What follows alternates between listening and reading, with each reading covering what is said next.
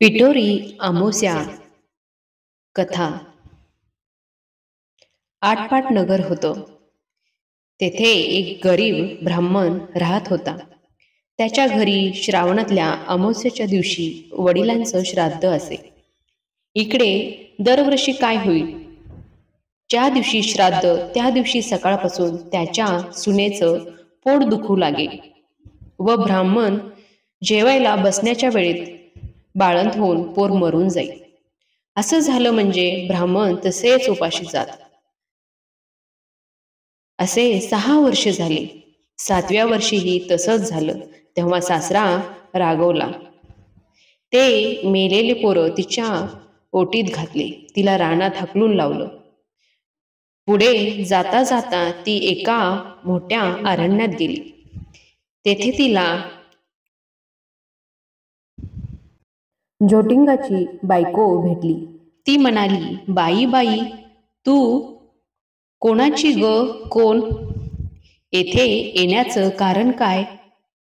आलीस तशी लवकर जा, नाही तर माझा नवरा येईल आणि तुला मारून खाऊन टाकेल.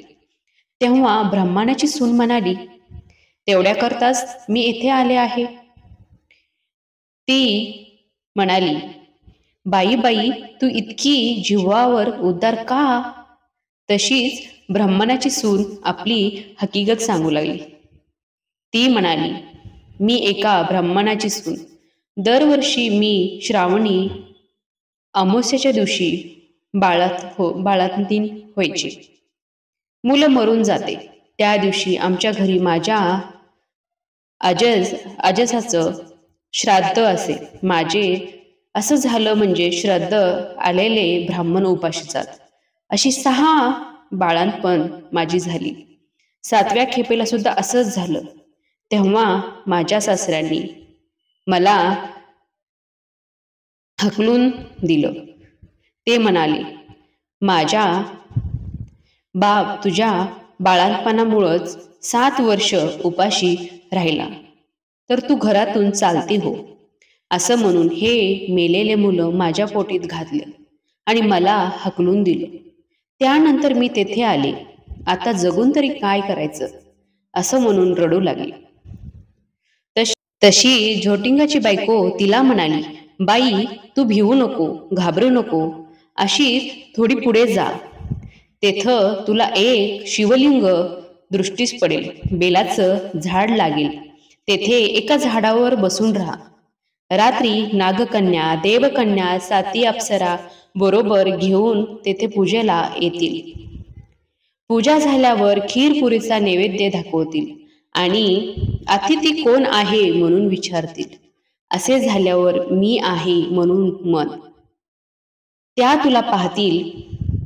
कोण कुठची म्हणून चौकशी करतील. तेव्हा तू सगळी हकीकत त्यांना सांग. ब्राह्मणाच्या सुनेने बरं म्हटलं. तेथून उठली, पुढं गेली.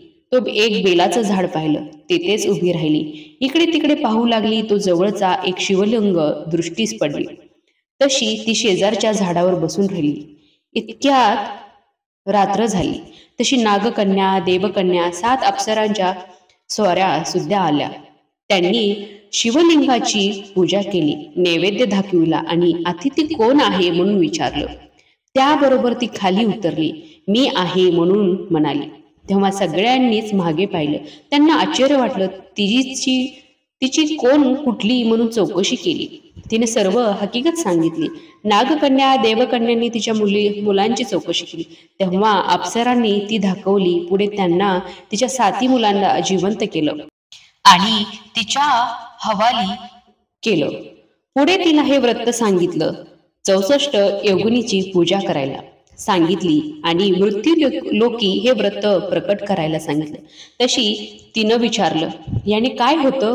अप्सरांनी सांगितलं, हे व्रत केले म्हणजे मुलं बाळ दगावत नाही, सुख समाधानात राहतात. पुढे त्यांना नमस्कार करून निघाली. ती आपल्या गावात आली. लोकांनी हिला पाहिलं. ब्राह्मणाला जाऊन सांगितलं, भटजी भटजी, तुमची सून घरी येत आहे. त्याला ते खोटं वाटलं.